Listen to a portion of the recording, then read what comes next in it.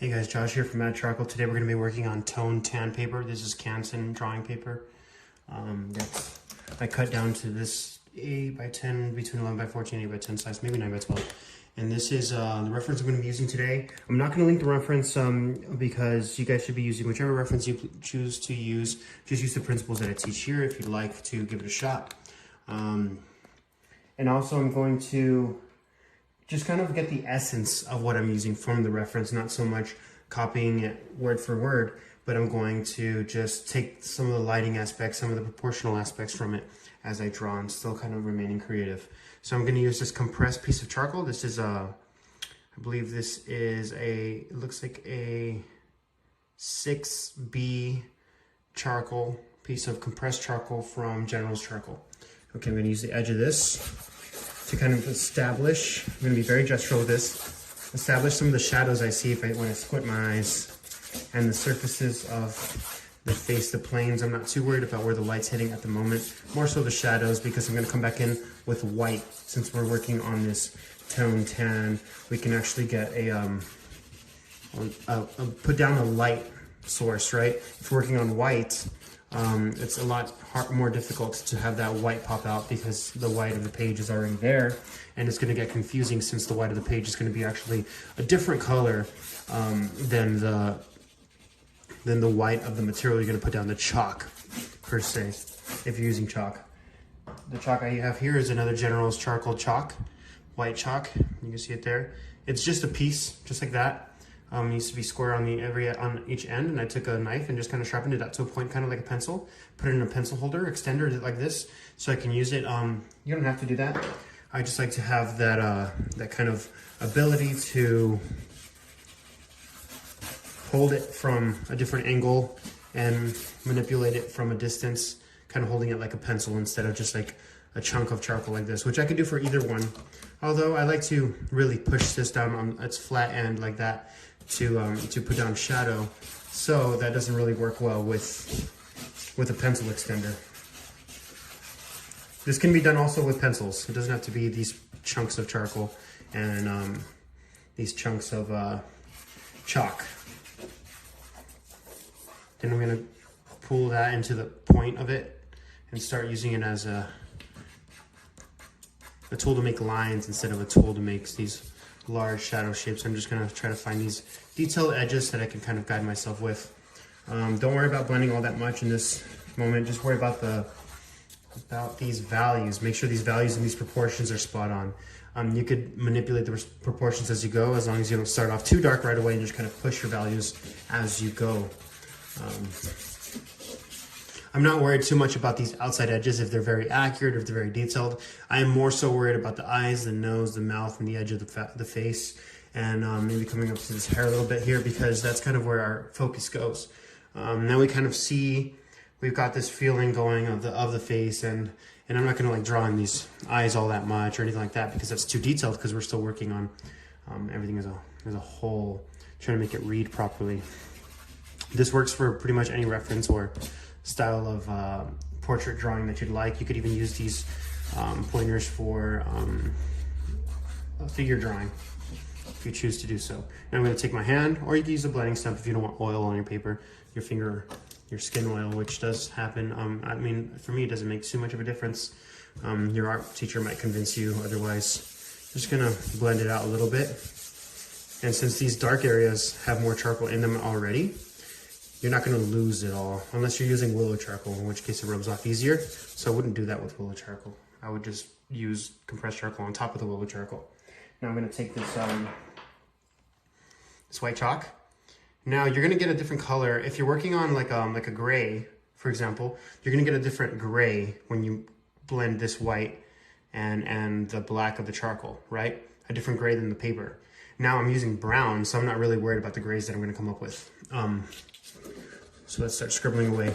I'm gonna try not to blend all this white, because if you blend it, you're just gonna get these like weird in between colors. I'd rather just layer it and really try to get this texture and these details in, and these how do you explain, like these highlights to be accurate in terms of value.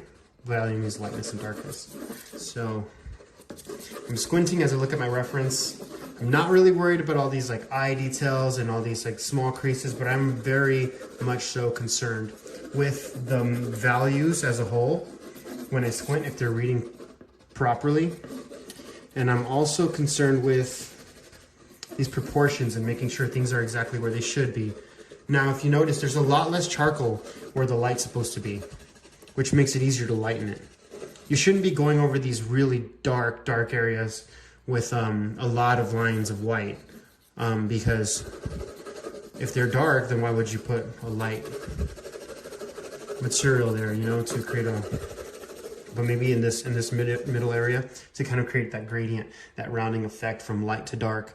A key aspect that I use kind of subconsciously as I work is that I make sure that if there's a hard edge, meaning turning off to a point where it kind of comes, like the part of the face kind of comes to a corner like this, it's a lot harder of a, like here, this nose ends there, and then you can see the skin behind it that's getting hit with light. So I'm going to make that a hard edge. And then for the example, the forehead here is light in this area, shadow in this area, but it does that gradually, right? Kind of makes it look round because I'm going from like a mid-tone light, highlight, to another mid-tone light, and then mid-tone, and then shadow, right? And that kind of makes it come to life. Now I know there's an eyelid here that's really getting hit by light, very, very contrasty. Make sure you get that where it's supposed to go, and then just kind of dab it in like that.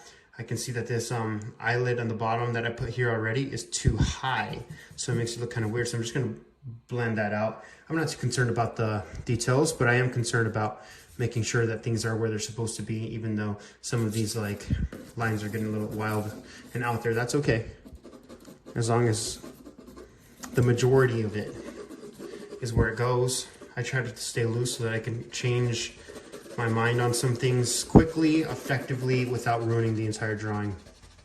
But I'm not going to get too detailed with this one because I really like the look of having it very expressive and rushed and sketchy, and kind of the expression just speaks so much to the piece, in my opinion, depending on the piece, obviously, and depending on what you're going for. But because you could totally push this into like a very realistic drawing, but I like to keep it kind of something like that, where it kind of adds to the emotion of what's going on, because it's not very clear what's happening, but there's clearly something happening in the emotion in the piece, and the viewer can kind of decide whatever that means on their own. It's not up to me to decide, even though I did make the piece, you know? Like, I'd rather the viewer kind of grabs their own meaning of what's going on through this expression. Scribble some more. Now, see these shadow areas? I didn't touch them all that much because usually the naked eye, the human naked eye doesn't pay attention as much, your mind doesn't pay attention to as much to the shadow areas and try to decipher the shadow areas. Instead, it relaxes in terms of trying to really focus on the details in the light or what's going on in the light, because it's a lot easier to do that because you're getting a lot of that information in your eyes. So the focus of the details is usually, if it's usually and not in the shadows and in the highlights, you're gonna get a very, very nice kind of flow to your drawing, and kind of like a harmony in your drawing, a sense of harmony, a sense of unity, and like a beauty in it. Now, if you do the opposite, if you have all these details in the shadows and the light is very flat and not very rendered, for lack of a better word, then you're going to get a very uneven looking, odd looking drawing. Or even if you get the same amount of details in the shadow as the light, unless it's very realistic, it's going to look kind of off. So yeah, we'll keep it at that. This is the drawing. Use that, use your own reference to kind of push yourself, different light sources, different lighting scenarios and different faces, and enjoy it, guys. Make sure to have fun with it most of all, so that you guys can practice and continue working at it without getting overwhelmed. You guys are the best. If you guys like my work, if you guys like my tutorials, thank you so much. I'll continue posting full-length tutorials kind of like this one, kind of free-flowing ones on my YouTube channel. Follow me on TikTok and Instagram for everything else. And if you really like my work, if you want to purchase some of my work or purchase the art kit with the materials I use, like kind of like this stuff, except for the white, check out madcharcoal.com/shop. You can find all of that there. I'll ship it directly to you worldwide. All right, thanks so much, guys. Talk to you later. Bye.